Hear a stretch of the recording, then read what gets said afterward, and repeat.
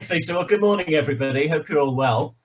My name's Mike Phelps. I've been a solicitor for 35 years, which you might find difficult to believe with my youthful looks, but that's it. I've been involved in predominantly property law through that period. What I'd like to do with this morning's session is really to try and make it as interactive as possible. There's nothing worse for you guys to be listening to me droning on for a long time, and it's quite difficult with Zoom. It's very different from speaking to a live audience. I'm here in a little room in Skegness, basically speaking to myself. I can only see a couple of you at the moment. So I'd like you to jump in whenever you like, really, and as we hit different topics, you know, if they relate to you, then I'm quite happy for you to share your experiences and really make it a bit more like the coffee mornings that Lisa normally has, rather than a presentation as such. What I'd really like to do today is go through some of the legal things that I come across advising village halls and charities. Lots of the same things come up all the time, mainly because the people running village halls and running charities are not lawyers, and you know, why should they be? There are lots of things that come up that are very, very technical, quite specialist, and those are some of the things that I'd like to talk about this morning. The sort of mistakes that we come across, or things that we come across, really, things like not understanding property law generally, not understanding governing documents. Leases are a constant source of problems. Leases are really complicated documents, and time again we come across problems with leasehold land, leases that have expired, leases that are granted to the wrong people, leases that haven't been registered at the land registry, which is a common one. And again, it's become quite common. Lots of charities and village halls don't take legal advice when they're obtaining a lease. They tend to rely on the sort of scenario that happens. Maybe a parish council will be granting a lease, and the parish council solicitor will prepare the lease and send it out. And I think there's a thought in people's mind that because that's been prepared by a solicitor, then the lease will be okay. But if you think about it, there's quite an obvious conflict between a landlord and a tenant, and that lease, which sets out the relationship between the two, can be weighted either way. It can be weighted in favour of the landlord, and it can be weighted in favour of the tenant. And I think trustees need to have in mind, really, that those are very difficult documents, and taking legal advice is quite important. So, sort of things that I'm going to look at today, if we have time, is the difference between freehold and leasehold land, registered and unregistered land, the sort of information that you can obtain from the registry, who owns your land, who owns the land that's in the name of the charity or otherwise. We'll have a look at leases, and we can look at those in as much detail as you like, really, but we'll see how we go. The Charity Commission Landholding Service is something that we'll have a chat about, and then generally why I think you should take legal advice, and it's not just because my living depends on it. So if we have a look at start to think about governing documents. The governing document is the document which effectively usually sets the charity up and sets out all the rules and regulations by which a charity is run. Can we have a bit of a sort of ask around? How many of you know what your governing document is, have seen a copy of your governing document and use it regularly? Can we get some feedback on that? I've got a copy of it. I know what it says. Don't use it at all regularly. This is Eccleston Village Hall. We did a big exercise with Lisa's help last year, so we know it very well now. But I have to confess, prior to that, we didn't. But we certainly do now, Lisa. Interesting that you say now we know. Yeah. Yeah, likewise, we've been working with the governing document on and changing the constitution slightly at Gorefield. So I'm very familiar with the documents, and I think have been really since I took over as secretary. So. Can I ask you, Michael, what sort of governing document it is? How was it in a conveyance or in a lease, or was it a set? It's in a conveyance dating back from 1972, yeah. And the conveyance. That's quite a young one. Sorry? That's quite a young one, 1972. Yes, yeah, that was when the field was bought. It's a playing field, and that was when it was bought by the village, and the document sets out basically the governance of the charity. Yeah, and you sound very much as though you adhere to that, and you run the charity accordingly. Absolutely, yes. The reason we changed it slightly was due to since that time the change in. It was set up to have certain groups within the village as appointed trustees, yeah. and that means that it got very sort of unwieldy, a bit difficult to you had people that were meant to be appointed, and they were then done by a vote at the AGM if a resolution was put, and so we've tidied all that up at an EGM recently. Yeah, excellent. I mean that's a fairly sort of common story. Your trust deed is relatively young. 70s were a great time, by the way. That's I'm a child of the 70s-ish. But lots of the governing documents are older than that, and as you rightly say, they quite often show what groups in the village should be appointed. Those groups disband, and the governing document goes out of date. So it is a good idea to bear in mind, firstly, that there is a governing document, and that's how you should run the charity. Those are the rules that you should stick to. But if those rules go out of date, it is possible to change them. It is possible to update the governing document within certain rules and regulations. So use the governing document as your basis for running the charity. It will also tell you what powers you have, or may tell you what powers you have. And that's particularly important when you're dealing with property. If you want to sell or buy property, then the governing document will usually have the powers in there for you to do that, or won't have the powers. If it doesn't have the powers, then it's possible that those powers are granted to you under the Charities Act legislation, and that's something we can have a little look at otherwise. Just remember that changes to the objects or changes to the way that you disband the charity can't be done without the consent of the Charity Commission. So that's just something to bear in mind. So we move on then to some more property based talk. Look at the difference between freehold and leasehold land, and again this can be quite complicated, it can be quite confusing.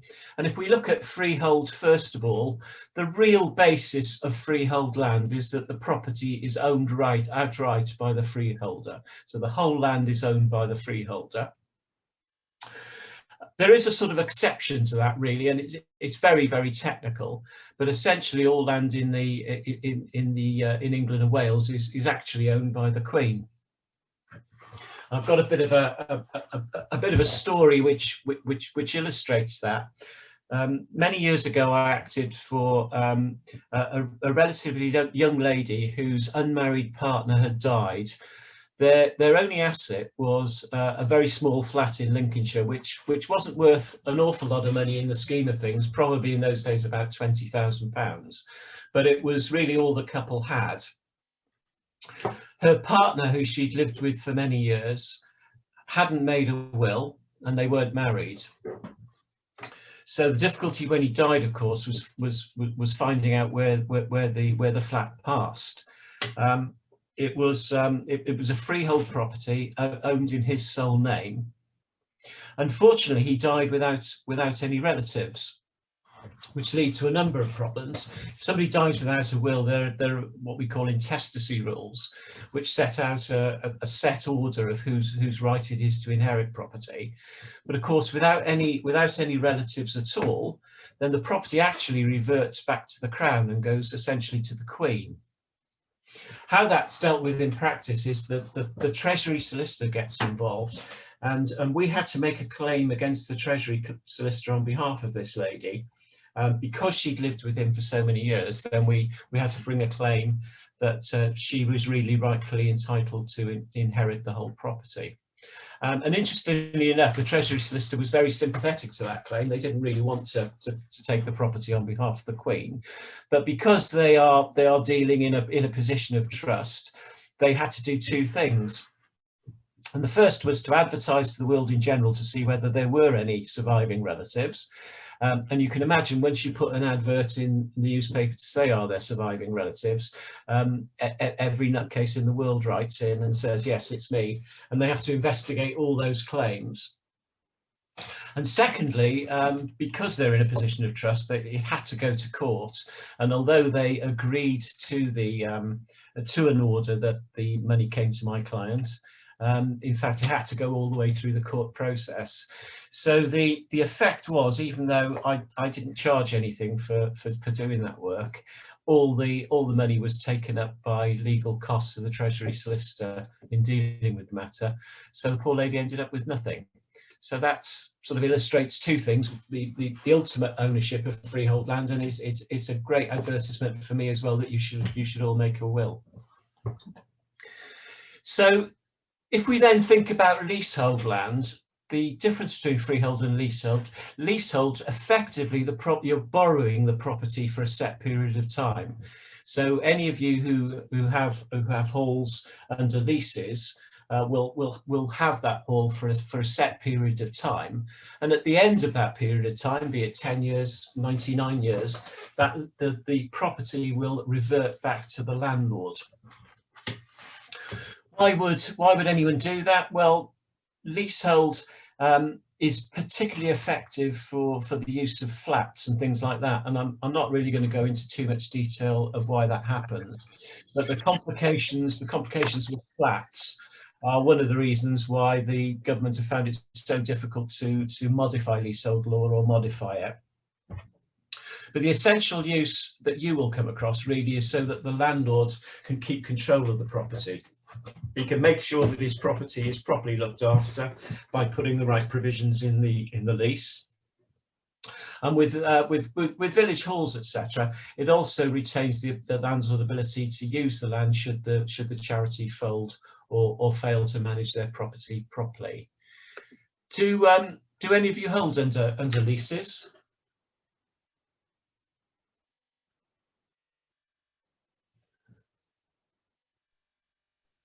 Yes, our land's under a lease. Yeah, and you have a copy of it, and you sort of understand it and look through it, etc. Yeah. Good. Okay. So moving on from that, we've got difference between freehold and leasehold land. The other thing that causes all sorts of confusion is registered and unregistered land. So originally in this country, all land was what we call unregistered land, which meant that in order to own land, or as proof of ownership of land, you had a series of documents known as title deeds. So unregistered land can be freehold or leasehold. Your title deeds, if you have a lease, will be the lease itself, and any transfers on from the lease, so the lease may be assigned to different people. And if it's unregistered land, then it will be a series of conveyances. So for instance, there will be an original conveyance from Joe to Fred, Fred will give it to Jim, Jim will give it to Jill, and so on and so on. And the way that you proved ownership was that you had these original deeds, and they were handed over to the next purchaser together with a conveyance. All well and good. Obvious difficulties with that is if you lose the title deeds and documents, you've got a bit of a problem. So many years ago now, the government brought in a system of land registration, and the idea was that all land in England and Wales would be registered at the land registry. A little, I suppose, like cars are registered at Swansea, so that the registered title effectively became computerized, and there wouldn't be so many problems with losing title deeds, etc.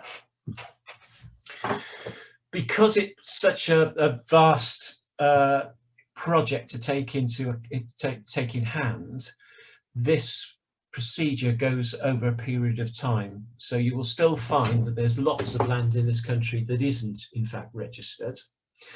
But the way that it worked was that after a certain date, if you sold land or granted a lease of more than 7 years of land, then that land would need to be registered for the first time.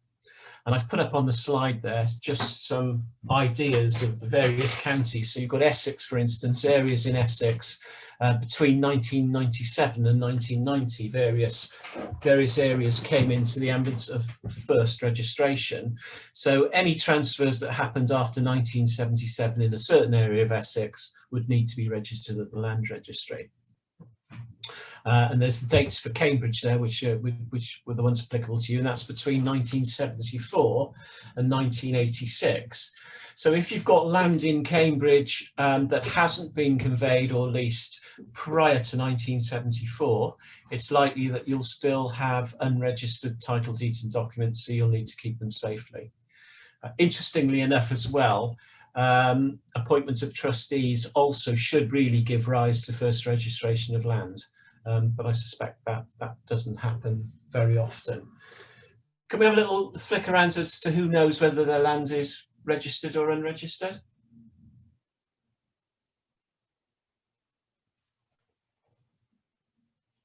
Any takers? I don't know at Fen Drayton. I've got an electronic copy of the documentation, and I know the original conveyance dates from the 30s. And the land is technically owned by the village hall, and we have a very, very long lease on it. But you've raised something that I don't know the answer to, so I'm going to have to find out. I'm really pleased with that, Sue, because that will tie into something we're going to do a little bit later on when we look at a sort of MOT health check for your legal documentation, etc. So I'm quite pleased you don't know. Anybody else? Anybody else got any stories they know or they don't know? We do have our land registered at Eccleston Village Hall, but... Sorry, I missed that, Linda. Can you just say that again? Yes, we do have our land registered. In fact, we had a bit of a problem because it was registered, and this might be something other halls might be interested in. It was originally registered by solicitors in the name of the village hall, and because that's not a legal entity, that was pointed out to us, that was incorrect. Don't steal my thunder, Linda. Don't steal my thunder. Sorry about that. Okay, well, the other thing to bear in mind is that when first registration is happening, and there are all sorts of problems with first registration, people don't get it right. And the point that Linda has there mentioned, which we'll deal with shortly, is one that I come across time and time again. The difference between an incorporated charity and unincorporated charity, trustees, etc. And we will talk about that. But the other thing to bear in mind with your land registration is to make sure that it's actually done correctly in terms of the extent of the land. I came across one recently where there was a conveyance going back quite a long time, but unusually for the conveyance, it had a really good plan on it, plan of the village hall. Applied for registration, the land registry registered it, got a nice neat registered title back, and at that point, having looked at the plan again for a second time, the trustees said to me, "Oh, but we do use this bit at the back and been using it for the last 30 years, and it wasn't included in their conveyance." And this is another thing that quite often happens with all sorts of land, village halls, particularly farmland, is that over a period of years, you'll sort of creep and gain extra land. And it's not necessarily a problem of itself as long as it's dealt with, but of course, the land that you actually occupy may sometimes be very different from the conveyance that conveys that property to you. So it is worth looking at plans very, very carefully. And we'll go on in a bit to look at some of the information that's available at the land registry to help you do that. So just nicely brought round by Linda, we go into who actually owns our land. And let's talk about unincorporated charities. I suppose the majority of charities that I come across at the moment are still unincorporated. So essentially, the charity is owned and managed by its trustees. Now, the reason for that, as Linda quite nicely pointed out, was that a charity, an unincorporated charity, is not a legal entity. So a person is a legal entity and can enter into documentation. A company is a legal entity and can enter into documentation, land transactions, and a parish council is a legal entity and can enter into documents and transactions. But an unincorporated charity isn't. So when an unincorporated charity gets involved in a land transaction, say taking a lease, you can't put the lease or the conveyance into the name of the charity. It has to go to trustees to hold that land for the benefit of the charity. So in legal terms, the trustees become legal owners, but the beneficial ownership belongs to the charity. So all the trustees are doing is effectively providing a mechanism to hold the land, which is where you'll find the term holding trustees. So within the charity, there will be two types of trustees usually. One will be the holding trustees, who are simply there to hold land on behalf of the charity because the charity can't hold it itself. And the managing trustees, who manage the trustee according to the terms within the governing document. And again, I quite often come across leases that have been incorrectly granted to a charity without any trustees. It's quite a common problem. So in terms of your land ownership, does everybody know whose name the land is in? Is it in the name of trustees, or anybody come across any of these problems? Or don't you know about these? Our land is owned by the parish council. Yeah. And that became obvious. We too were doing a little bit of work with Lisa, and I forget what the technical name is now for that, but I know there's a technical name. Holding and it goes back. Sorry. Oh, they were holding trustees. I think so. It goes back to something that Linda said about, you know, and our village hall isn't a legal entity in its own right either. No. So normally the land would be passed, either conveyed or leased to somebody to hold it on behalf of the charity. That can be a parish council, because the parish council is a legal entity, or it can be individuals within the charity. More often individuals within the charity, and that can cause difficulties within itself, and we'll probably brush across some of those later. The normal difficulty with that, of course, is that trustees die, move villages, etc., and very rarely do people remember that they need to appoint new trustees and sort that out. So we quite often come across cases where the land was transferred to original holding trustees, the Reverend Jones and Arthur Smith. They've both died and nobody's bothered to change the trustees. We end up with a bit of a pickle in 2021. We're trying to work out how we can sort that out. Two neat little things we can do about that. The first is to use the Charity Commission Land Holding Service, and we'll talk about that in a moment. And the other, of course, is the new CIO organisation, which actually is a legal entity. And if you change to a CIO, then the CIO can hold land on behalf of the charity. Just quickly, in Gorefield, we the charity obviously bought the land back in '72, but we moved to have the parish council as custodian trustees. Yeah, sorry, custodian trustee and holding trustee, same things really. Just a different way of describing it. But you will see in registered land at the land registry, the entry should be West Parish Council holding as trustee for blah blah blah blah charity. Mike, Sorry, Mike, we've got a question come through on the chat, and Shelley's asked, what does CIO stand for, please? I always forget. Charitable Incorporated Organisation, Yeah. I think. Absolutely, it is. It's one of those ones I always forget and always have to keep going back to look up. But yeah, Charitable Incorporated Organisation. So the idea behind it was that, first of all, it would provide a legal entity which makes life much simpler in holding land, because every time a trustee dies or moves away, there's no need to transfer the land. It's held by the charitable organisation.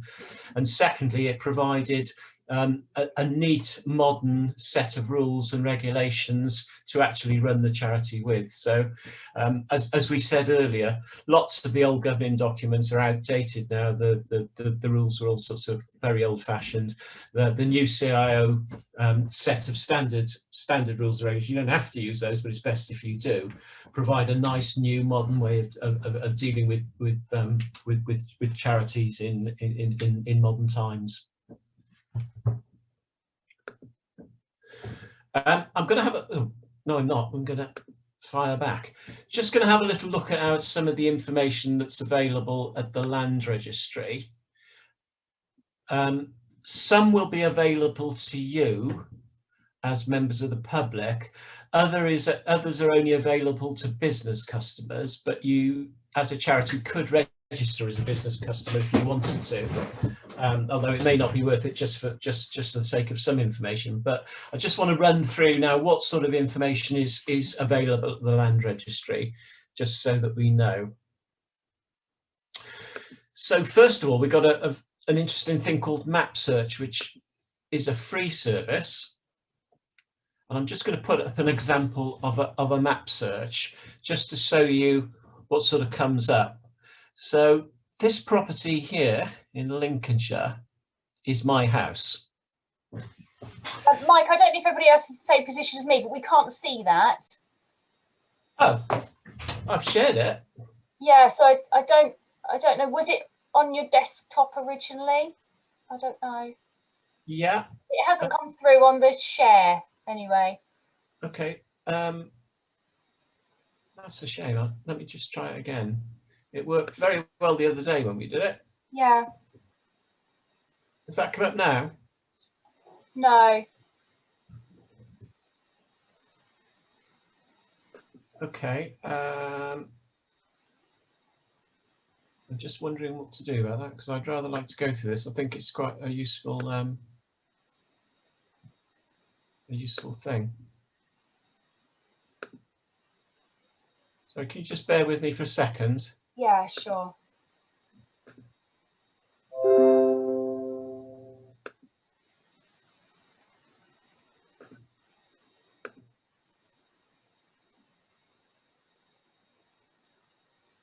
Right.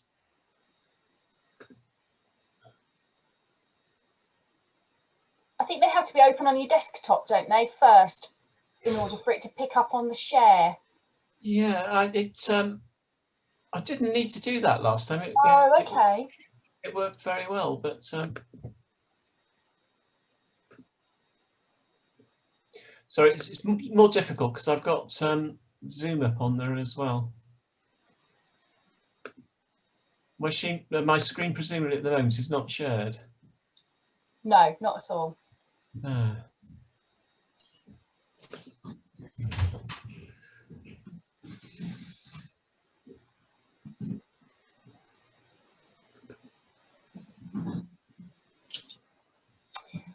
Mike, I don't know if you're happy to answer a question while you're trying to work out the technicals on Zoom. There's questions come through on chat. It says, if your parish council has a mapping system, they should be able to see all the registered land in your area. Okay, yeah, that's the thing that I'm trying to show you at the moment, I suspect. I've now lost to share my screen, so I'm really sorry about this. Lisa, that was actually a statement rather than a question. Oh, okay. It's just so people, if parish councils do have some sort of mapping system, then they can get at all of the land registry information.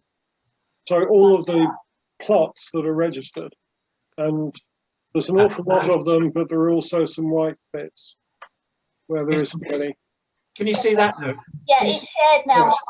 Oh, excellent. Okay, right. I'm really sorry about that. I'm going to have to just fiddle about with a couple of things, but I think, Dennis, this probably is what you're talking about. What we've got here is what's called a map search. So we can search against an address, postcode, or whatever. This property here is my house. So we've got pink land and we've got blank land. The pink land is land that is registered at the land registry. And you'll see that it has on there the title number. This land is unregistered. Apart from this little corner here, and I was always fascinated by that. And I walked down there the other day, and it's a little tiny electricity box. So that was obviously bought by the electricity board, and they've now registered the land. So this land is unregistered, which means that since this area became an area of first registration, there have been no conveyances or no transfers or no leases, so it remains unregistered. The good thing about a piece of land with a title number, any of these, is that you can get a full copy of the registration from the land registry, and I'll show you one of those in a moment. The difficulty with unregistered land is unless you know who the owners are, you've got very little chance of finding out who they are, because there's no centralized system. So unless you know who actually has the title deeds and documents, you can't find it out. And I've come across problems with that again, where we've got a registered village hall and there's been a piece of waste ground which they quite like to use, but trying to find out who owns it is can be virtually impossible. So that's a map search with freehold titles. I want to show you a different sort of map search, if I can.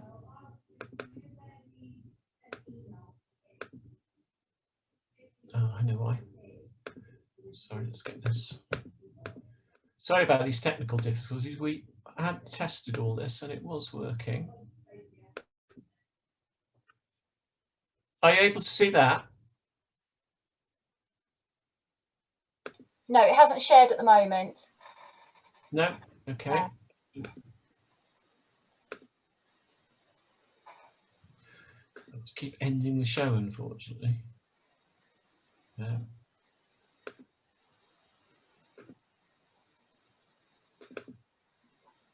Okay, can you see that one now? Yep, it's shared now.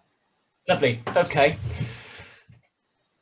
This second example, similar to the first, you'll see that the pink land is registered land, and you will see that there are a number of properties where there are two title numbers. Well, the reason for that is that not only does freehold land have to be registered, but also if you take a lease that's in excess of 7 years, that needs to be registered as well and will have a separate title number. So if we went to the land registry to look at the documents relating to these, we'd find freehold documents, that is the person who owns the land outright, and then we would find a leasehold title, which would be the owner of a lease, somebody who effectively borrows the land for a set period of time. Now, if you don't know what you're looking at, this can cause problems. And I've come across a situation where parish council leased land to a village hall. The lease was for more than 7 years. The village hall didn't use a solicitor. Therefore, they didn't realise that that lease should have been registered at the land registry to be effective, and it wasn't registered. However, somebody from the village hall went to a presentation which told them about the Charity Commission land holding service, and they thought that it would be a good idea to use that land holding service, so they would transfer their leasehold interest from the trustees to the land holding service to hold on their behalf. And somebody also told them that they could go on the land registry and find out the title number of their land. So what they did was they went on the land registry, saw the title number, registered that with the Charity Commission, only to find out when I looked at it, what they'd actually done was registered the freehold title, which belonged to the parish council with the Charity Commission, and not their own lease, which wasn't registered. So again, just be careful, because a little bit of knowledge with these things can be a bit dangerous. And again, good reasons to use solicitors when you're taking leases, etc., because that registration will be done and you'll end up with a nice, neat title number. That particular case is going to take a little bit of unraveling. I want to share something else with you now. I'm just going to have to go through that process again, if you'll excuse me.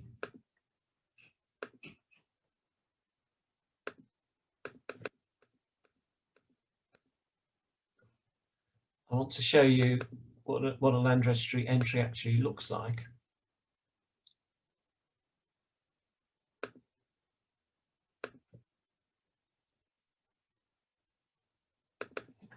Can we all see that?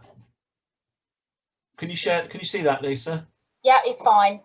Excellent. Okay, so this is a copy of the Register of Title. So if you go on the land registry site and you have registered land, this is what you'll actually see.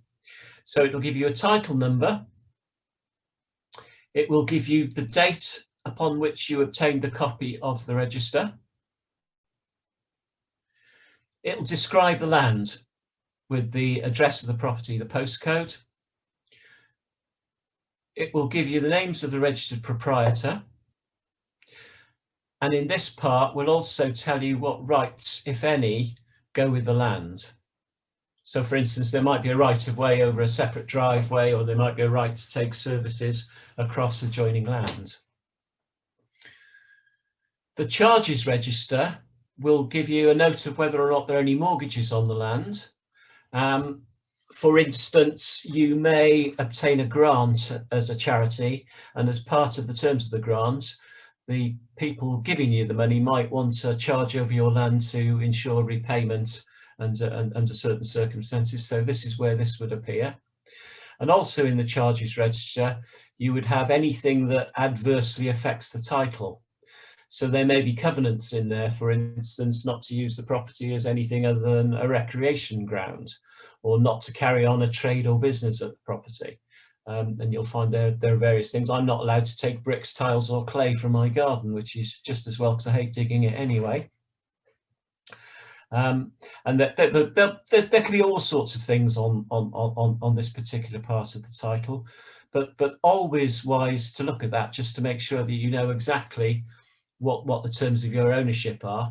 And sometimes you'll have what we call T marks on the plan of the property, and a T mark facing inwards means that you actually own that boundary and it's your responsibility to maintain it. So another common question that comes up.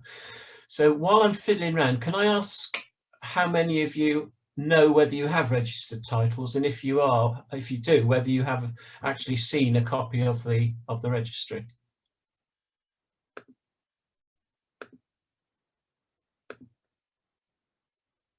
Any takers? Yes, we again, but because we've recently been through the exercise, otherwise we wouldn't have seen it. But yeah, we do have a copy. Can I ask a question, Mike? You can, yes. So if you're a leaseholder who's got a lease longer than 7 years, presumably there's a document like that with the land registry that defines, well, restricted covenants, etc., which presumably ought to mirror the lease itself. There should be, yes. If you have a lease of more than 7 years that was granted after the time when your area became registerable, then you should have registered it at the land registry. My question really was, what could there be a conflict between the lease itself and the restricted covenants, for instance, in the land registry copy of the registration? No, because the lease itself will be used as the basis of registration. Right. So in order to register a lease, you would have to send a copy of the lease to the land registry, and any entry made by the land registry will be taken from that lease. Yeah, so it'd be identical. Yeah, it could be in conflict with the freehold land. Right. Mm. I'm just sorry, Lisa, I'm just having another technical difficulty here. Can you see that now? Yeah. Excellent. Sorry. Yeah, I'm sorry about that messing about. That all worked absolutely perfectly when we did it the last time. So I'll have to have a look at that. Anybody got any more comments on land registration or information at the land registry? Yes, one quick question, please, Mike. We actually have appointed the official custodian for charities to hold the land on behalf of the village hall. Yeah. And how they've worded it on the land registry is that the proprietor is the official custodian, yeah, on behalf of the trustees, and then they put care of, and they've named 3 trustees there. Would those trustees be holding trustees, or would that responsibility now be with the Charities Commission effectively? It's very unusual to see that. It normally just says the official custodian for charities, but if it says care of, I suspect that is just being used as an address. That's what I thought. So. Yeah, because what will happen, although the custodian holds the property, the trustees have the power to enter into all documents on behalf of the custodian. So normally if you're a landowner and you enter into a land transaction, the landowner will sign a conveyance, or will sign the lease, or will sign a mortgage. The custodian will not enter into any documents. They don't do that. So the way that it's done is that the conveyance will show something like the property is conveyed by the custodian through the trustees, and the trustees will sign the document on behalf of the custodian. So I suspect, Linda, what you've got there is just an address. Yeah, well, they put the names of 3 of the trustees. Yeah, but yeah, with addresses. But yes, with their addresses. Yeah. Yeah. Lovely. Yeah. Thank you. You can't have both. It won't be held by the custodian and holding trustees. Yeah. It might be one or. Great. Thank you. Which brings us very nicely again. You're very good at giving me these little intros into the next bit. I'm going to have to bring you along to the next. I'll bring you along to the next one, I think. What they call links, I think, in the trade, aren't they? So dealing with land, we move on to dispositions of land. So disposition is the term used by all the legislation. And if you are a registered charity and you dispose of land, you may have to comply with sections 117 to 121 of the Charities Act. So the first thing you need to know of is what actually is a disposition of land. So it can be a number of things, because some of them are obvious and some of them catch people out. The obvious thing that is a disposition is a sale of land. That's an obvious disposition. The second is a lease of land. That again is fairly obvious. And what's not so obvious are things like mortgages and charges. And again, the most likely time you will come across those is if you're obtaining grant funding. Some organisations offering grant funding where effectively it's a loan will want to take a charge over your land, which in other words protects them to ensure that they get the money paid back, because if you don't pay them back, they can sell the land and recover the money that way. A bit the same as a mortgage on your house. The other thing that is a disposition, surprisingly, is a surrender of a lease. So if you decided perhaps in certain circumstances to surrender a lease, that would be a disposition of land. Sections 117 to 121 of the Charities Act set out what you need to do in what circumstances if you decide to dispose of land. So if you are selling land, you need to comply with those provisions. And essentially the provisions are there to ensure that you do the best on behalf of the charity. So for instance, there will be a requirement to get proper surveyor's advice to make sure that you're selling at correct market value, etc. Sales usually less relevant. Again, more relevant to you will be leases. If you decide to lease off part of your land, you might be leasing to the local tennis club or bowls club or whatever. And there is a difference in leases again between leases that are less than 7 years and leases that are more than 7 years. If you lease for more than 7 years, then the requirements of the Charities Act are slightly stricter. So for instance, the surveyor's advice would have to be a proper surveyor's report. Whereas if you're leasing for less than 7 years, then you may well, in fact, you do have less of a stringent requirement, and you can take advice, but without going the whole hog of proper surveyor's reports, etc. Mike, So, I think. Oh, sorry to cut in there, Mike. no, I just thought of an example of the importance of checking your governing document to make sure that you can actually lease part of your charity land in the first place. Because we had a hall, didn't we, that had leased off parts of their site, but didn't have permission within their governing document to do that. So I was just wondering if you could perhaps explain that better than I have. No, exactly. That is the point. It goes back to the governing document. If you are dealing with land, the first thing you need to do is check with your governing document to see whether or not you have the power to sell or lease. Some governing documents will do, some won't. The second thing to think about then is if you don't have that power in the governing document, then you probably do have that power under the Charities Act. Again, as long as you comply with the provisions within the Charities Act. But then you do need to distinguish with what's called designated land.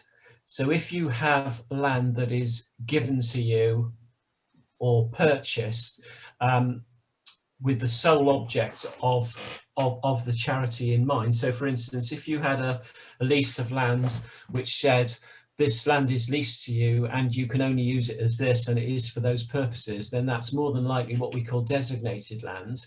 And that normally requires the consent of the Charity Commission for you to be able to sell it or lease it. The document which I have got here, and we're going to get into all that pickle again.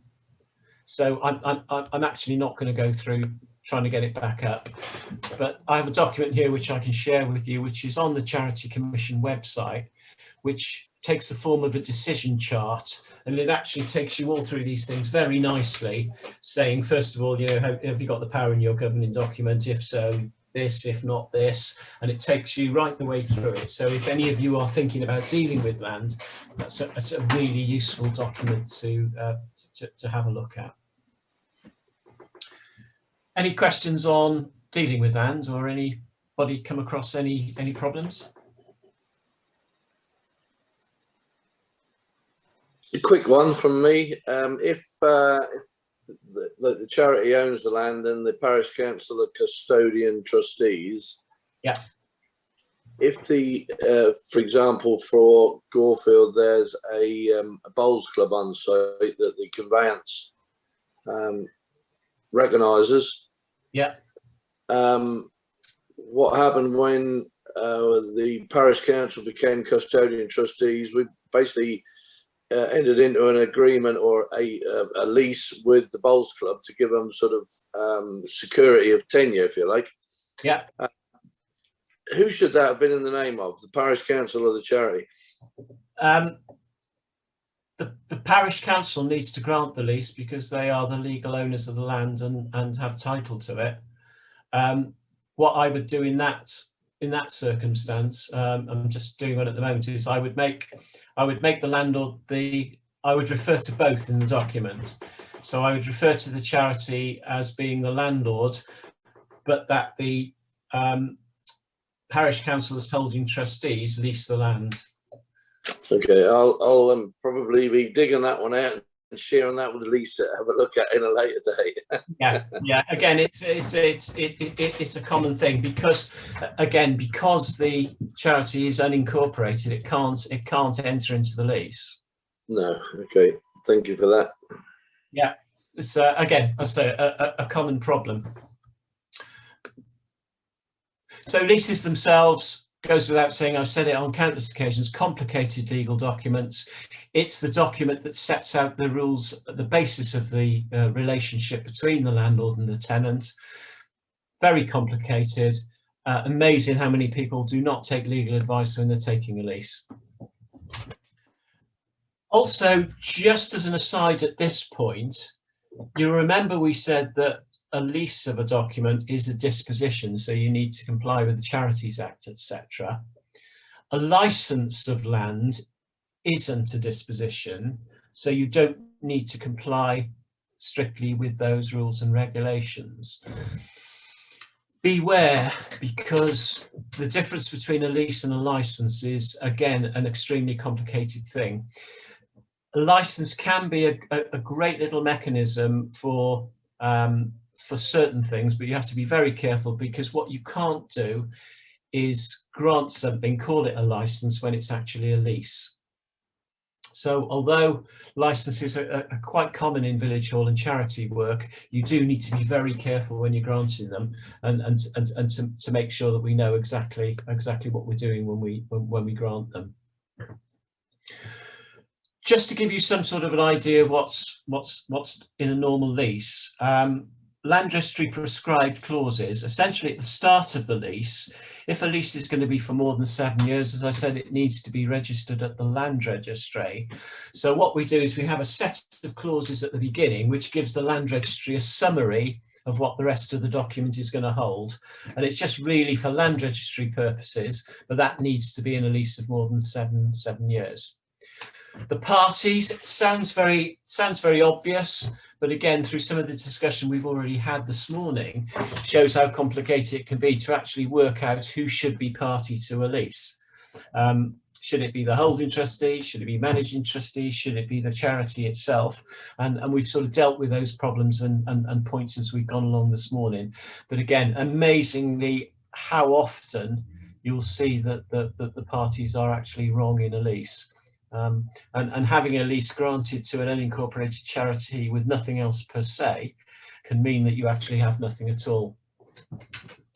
Description of the property, again, vitally important that the property description is right. You need to check plans very carefully to ensure that you've got the full extent of the property, and also that plan will give you an idea of whether or not you need any rights of way to the property, rights to take electricity, services, sewers, etc. across adjoining land. So all those things need to be checked carefully, and that's the point there with rights granted in the lease. Rent review, quite often leases will contain mechanisms for reviewing rents. That can be done in all sorts of ways. The most common one probably is a review at market value. So you may have a 25-year lease that's every 5 years the rent is reviewed, and that would normally be the market review at the time of the lease. So whatever the market rent is in 5 years' time, and there will be a long section in there on how that's worked out, whether there can be agreement between the parties, whether it's done by a surveyor, etc. So again, very complicated causes, and we could spend quite a lot of time just talking about those. Repair is the other biggie, and I come across this one all the time.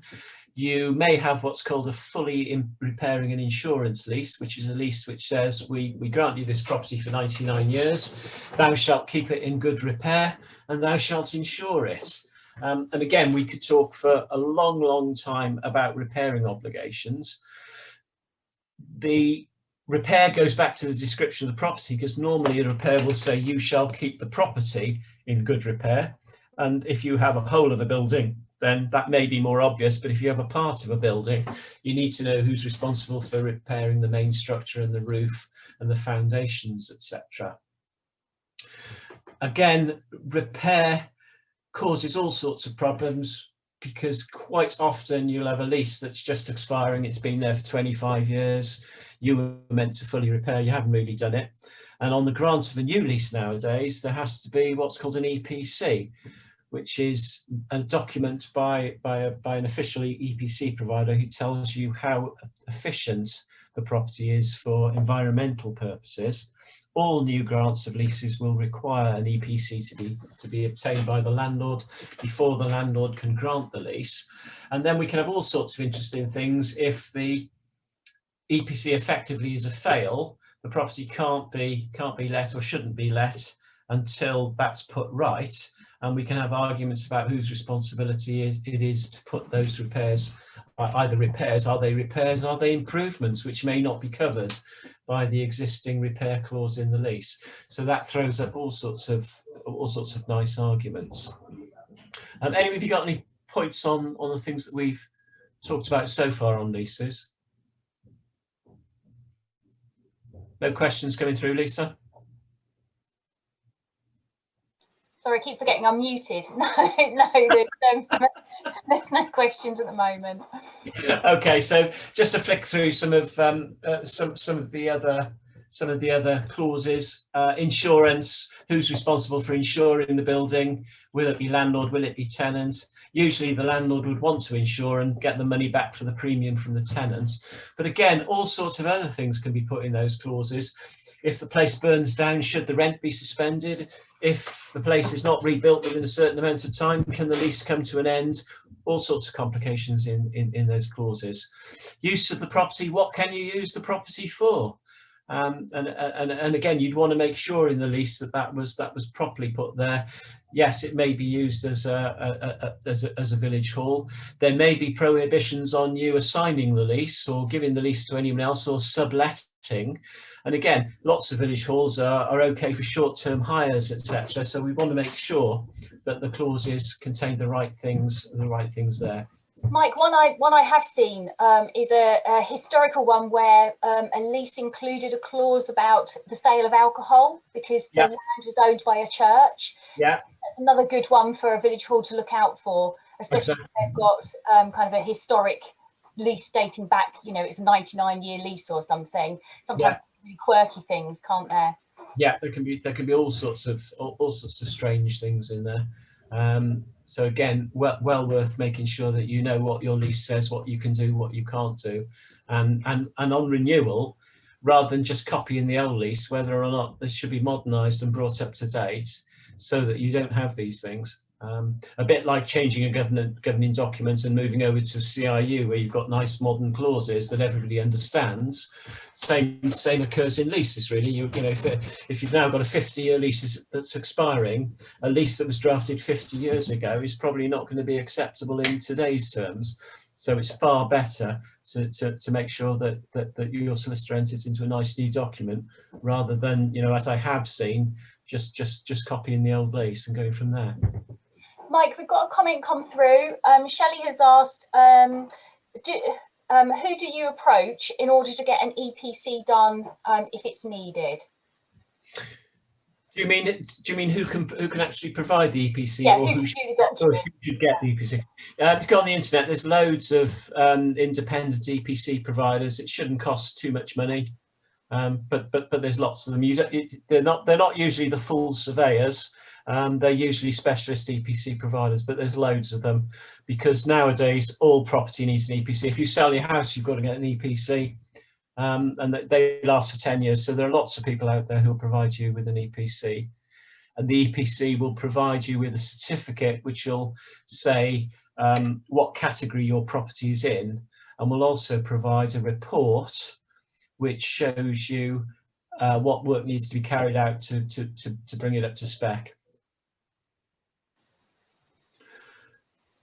The other thing that you need to think about when you're dealing with commercial property as well, and essentially this is commercial property, is the need to manage asbestos and get an asbestos report. So you should be aware of asbestos in the building, whether there is asbestos. And if you are about to take a new lease, you would want to know what the asbestos situation was, because that can be really expensive. And if you take a new lease without investigating the property properly, and without investigating the asbestos regulations and management provisions, then if you have a full repairing lease and that lease says you must put the property into good repair, you take the property as you find it. So if you haven't looked at it properly and you suddenly take a lease, then you could be asked to put it into repair. And the other thing that comes up quite a bit is what we call security of tenure. So what happens when a lease expires?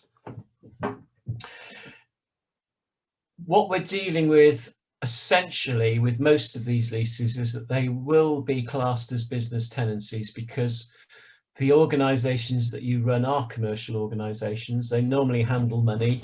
Some of them make a profit, some of them don't, but they will probably, and I say probably because there is various case law on this, but in all probability, the lease of your village hall or your charitable lease will be what we call a business tenancy, which means that that tenancy is covered by the Landlord and Tenants Act 1955, which I've put up there on screen. What that means is, in the absence of anything else, at the end of a lease, you have an automatic right to apply to the landlord for a new lease on similar terms other than rent. So if you have a lease of 25 years, it expires at the end of the 25th year, you can apply to the landlord for a new lease for another 25 years at a then market rent. And the landlord is obliged to grant you that lease unless the landlord can prove certain grounds under the Act. And those grounds are pretty strict. So one of them, for instance, would be that the landlord wants to redevelop the site. But in order to establish that ground, he's really got to show that he's definitely going to redevelop it. He would need planning permission, etc., blah, blah, blah. So if your lease refers to, in the absence of anything else within the lease, if the lease doesn't exclude that right, then at the end of the 25 years, you have a right to a new term. That right can be excluded, but it can only be excluded in a very particular way. So before entering into the lease, the landlord has to serve a notice, and the tenant has to declare that he has received the notice, and the lease has to refer to the fact that the lease will be outside the Landlord and Tenant Act. And what that means then is that at the end of the lease, there is no right of automatic renewal. That doesn't mean to say the landlord won't grant you a new lease, but there's no automatic right in there.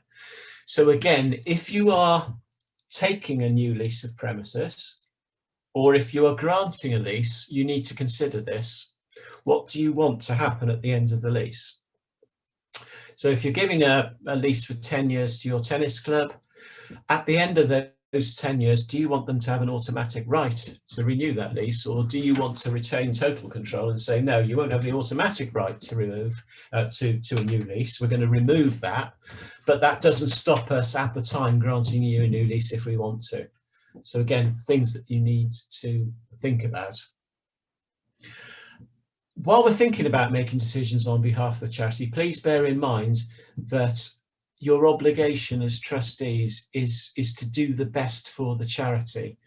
And it can come about that there are sorts of conflicts when you're thinking about that. I came across a case relatively recently where there was a village hall with a bit of land at the side, and behind the village hall there was land which was potential development land, and the chap behind wanted to develop. And there was a dispute over whether or not there was a right of way across the village hall car park to get to this development land. So effectively the land couldn't be developed without establishing that this right of way was legal or not. And the trustees, while I'm advising the trustees, they've got to think about two hats that they've got. They've got their hats on as village residents, where they may not necessarily want that development to take place, but they've also got their hat on as trustees of the charity, in which case their obligation is not to think of what they want as residents of the village, but what is best for the charity. So that can quite often throw up a conflict, and it's very easy when you're getting involved in village business, etc., to forget that and sort of go a bit more with your residents' hat on. So it is something to bear in mind.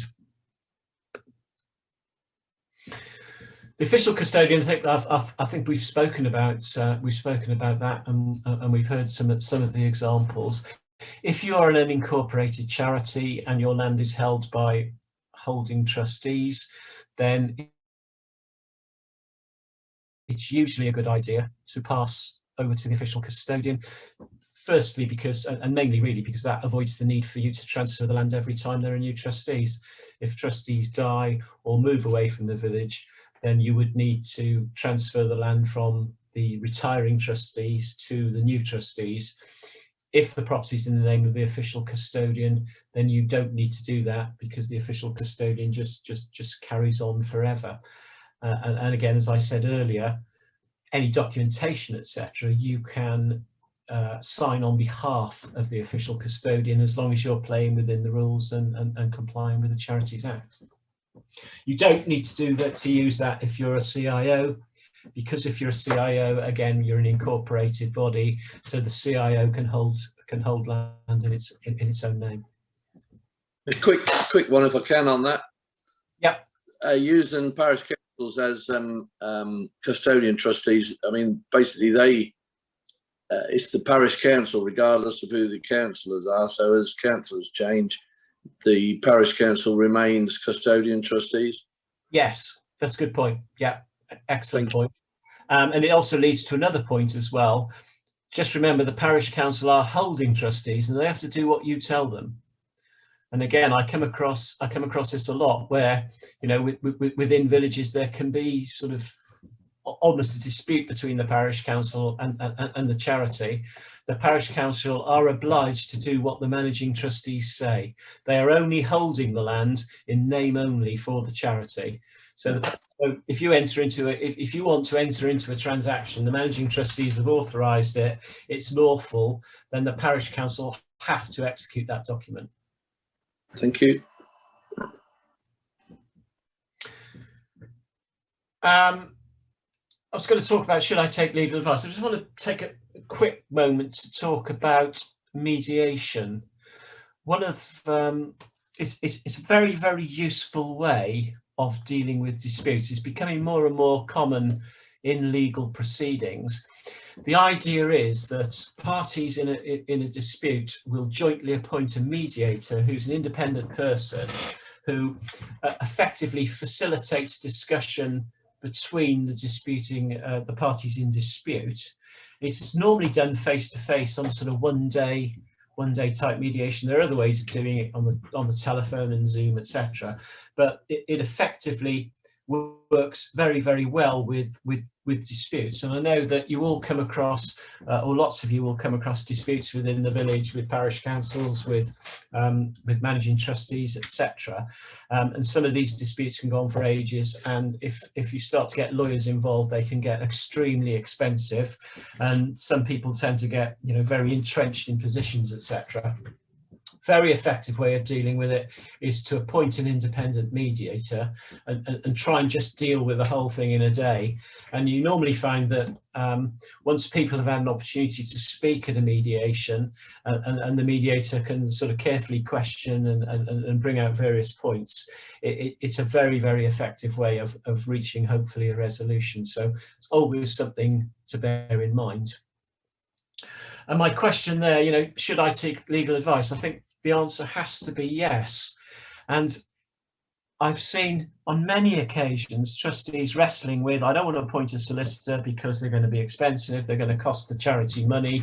My job is to look after charity finances. Well, I think that's probably wrong.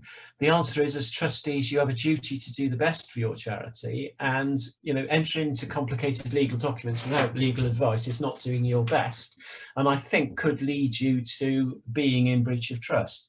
I think the proper way is always to take legal advice.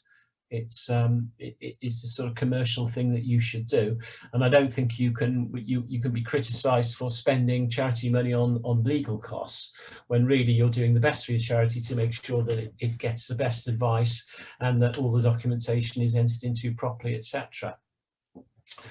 I've put together a little. Sorry. Yep. On that note, not that we're considering it at the moment, but just as a thought, if trustees were considering seeking legal advice, Mm. what sort of solicitor, as it were, should they be seeking out? Blonde one in a striped shirt. Well, nowadays it's an off blonde one, I'm afraid, a very grey one. Well, the answer is a solicitor who specialises in the sort of problem that you have. I know that sounds rather an obvious answer, but there are, solicitors do differ, legal firms differ, and lots of property solicitors will not have experience in dealing with charity stuff. Charity stuff is a little bit specialised. It's not overly complicated, but you do need to know your way around it and where we're going. But yes, if you have a problem relating to property, then you need a property solicitor, someone who specialises in the type of property that you're dealing with.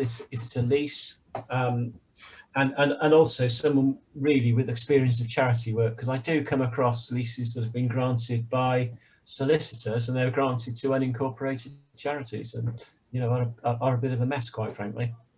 So it is worth making sure that you get the right advice. Disputes are a different thing entirely. I know my way. I've been in the law a long time. I know my way around disputes, but I wouldn't take on a litigation matter. I might give a little bit of very initial advice, but I will.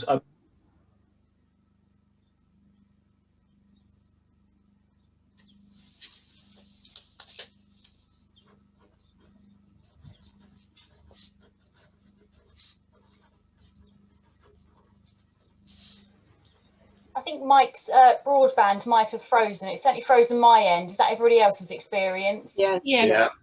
Yeah. Okay. We'll give it a minute or two, and hopefully he'll pop back. Otherwise, we'll just have to stall the session for a minute or two. I think he was going to show us that chart. That probably was the breaker. Yeah. The trouble is, I think we might have lost him completely. The trouble is, I can't share from this end. Let me just stop the recording. Am I back? You are back. Yes, I was just about to stop the recording, but you're here now, Yeah. so that's fine. Sorry, my internet ran away, I think. Yeah. I'm back. Here I am. Well, I mean, that really sort of ends the presentation side of things. I've dealt with all the things that I really wanted to talk about this morning. And I wonder whether that's thrown up any thoughts from you, any particular problems that you have, or have we touched any nerves? Or Mike, I think you were going to share the chart on the last slide when you broke up. I was. Is it possible that you'll be able to send me that chart and I can circulate it afterwards? Would that be the easiest way to do it? Let me see if I can get it while we're talking, because I managed it. Okay. I managed it earlier on. Just I don't quite know why I'm so cumbersome.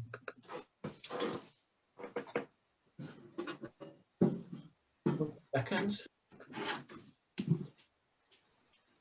Is that up on your screen now? It's not on our screen at the moment, no. Okay, all right, what we'll do then is we will here we go. Okay, that should be there now. Okay, so what I've done is I've put together, based on really what we've been talking about today, a little bit of a checklist for you to think about. And what we start with is your land unregistered or registered? I think it's essential that you know that, because if it's unregistered, you need to know where your deeds are, and you really ought to have somebody have a look at them just to make sure they're all in order. Have we transferred to the right trustees? Is there a plan of the property? Do we know what we own? Do we know whether there are any restrictions on our ownership, etc.? So we know whether it's unregistered or registered. If it's registered, then you ought to know the land title number, and you also ought to download really a copy of the land registration register and a copy of the plan as well, and check that plan against what you think you own, and whether or not there's any land that you might have pinched over the years, because if you have, you can probably have it incorporated into your title if you've used it for a certain length of time. you know, we have the old what we call squatters' rights, but essentially, if you fenced and used land for in excess of 12 years, you may well be able to claim that land as your own. But if you are doing that, you really ought to get it sorted out and get it as part of the title. Once you've done that, you need to know whether your land's freehold or leasehold. And again, we've spoken about the fact that if it's freehold, you'll have a conveyance. You'll have a number of conveyances. You need to check the name, you need to check restrictive covenants and property description, etc. If you've got a lease, then you need to check whether or not that lease is for more than 7 years. And if that lease was for more than 7 years, has it been registered? If it hasn't registered, oops, you might have problems. Whose name is the lease in? Is it granted to trustees? Is it granted to holding trustees, maybe the parish council? Is it granted erroneously to the charity itself, in which case it may need a bit of sorting out? And then again, what rent is payable? Are there any rent reviews? What the insurance provisions are? Are we responsible for insuring? Are we insuring the right thing? Are we keeping it in good repair? And the terms of the lease are the terms of the lease. So those, I just put that together as a little bit of an aid memoir when you go away, perhaps just tick off whether you do know all these things or whether there's a little bit of a bit more research that you perhaps should be doing.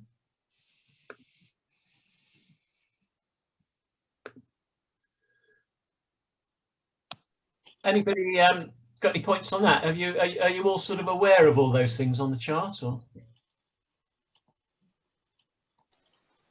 I think the best thing about the chart, Mike, is it makes it very clear in terms of what, because it can be quite a complicated thought process, can't it, in knowing where you've got stuff. But that makes it, that sets it out so clearly, I think. I think if I can have a copy of that to circulate to everybody, I think people will find that really useful when reflecting back on today's discussion. Yeah, absolutely, absolutely. Anybody, any other points raised? So anybody got any specific problems, or? I'll stop sharing if that's all right, Mike, so we can all come back together. Ah, that's better. Oh, good. Yeah. We've got sort of about 10 minutes or so. So if there are any sort of general questions that people have got, I think it would be really good to hear from everyone.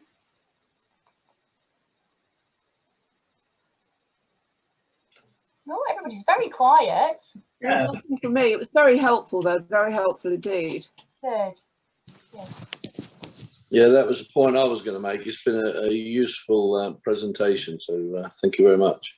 Yeah, I'm sorry, it's a bit of a dry subject, but I try to, to get through some of the points that I come across on a day-to-day basis, really. And we see the same sort of problems over and over again. I know I harp on a bit about leases, but leases do cause more problems than anything. So I nearly said Lisa causes more problems than anything. You probably think that, Mike, because actually lease issues are the things that I phone Mike about most and say help.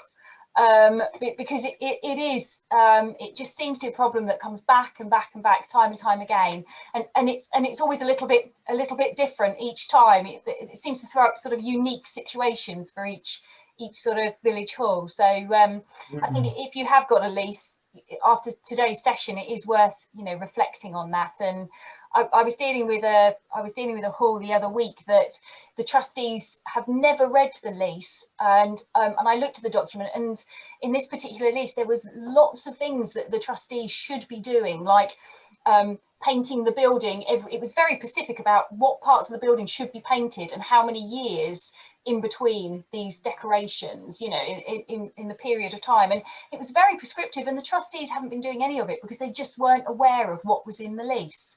So it's important that you understand these documents.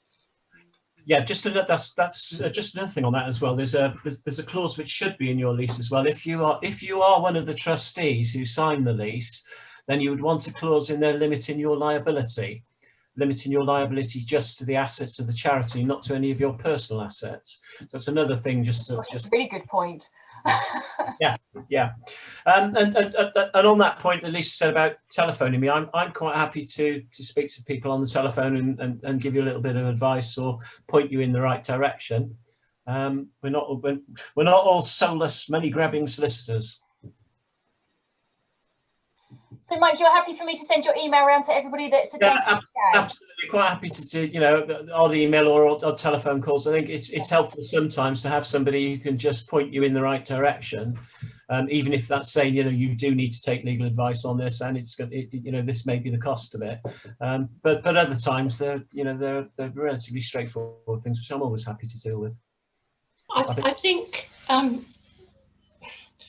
you've raised a number of questions and queries certainly for me, Mike, which I need to go away and I need to mentally digest all this and pick it apart in my own way and then go back and look at our documents. And I've had a conversation similar to what I'm about to say with Lisa before, and I don't know if it's common for any other trustees, but I personally find that trustees are not always that keen on getting involved in the nitty gritty. And therefore the issues fall to one or two people,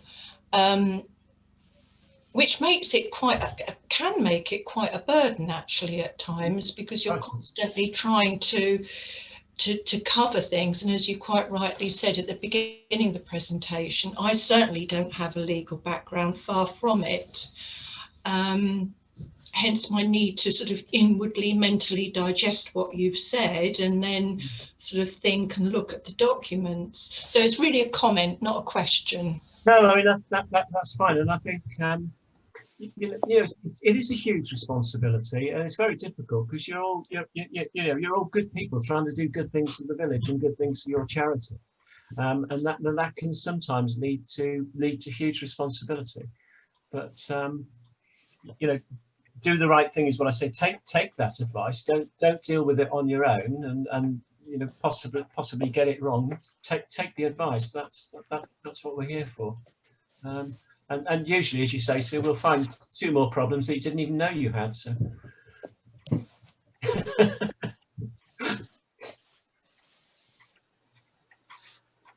Lovely. Well, thank you. If there are no more questions, can I thank Mike very much for the session today. It's been really informative, and this is the second time I've seen Mike's presentation, but it's interesting every time I see it. I learn something new every time. So thank you very much, Mike. Me too. I'll send round information that Mike sends me out to everybody, and I'll also send you the link to this recording so that you can watch it back, as sometimes actually watching something back, it kind of triggers those memories, and you sometimes hear things that you maybe didn't take in the first time round. So I'll send that round to everybody. I should wait to come out on Netflix, Lisa. Yeah. Okay, right.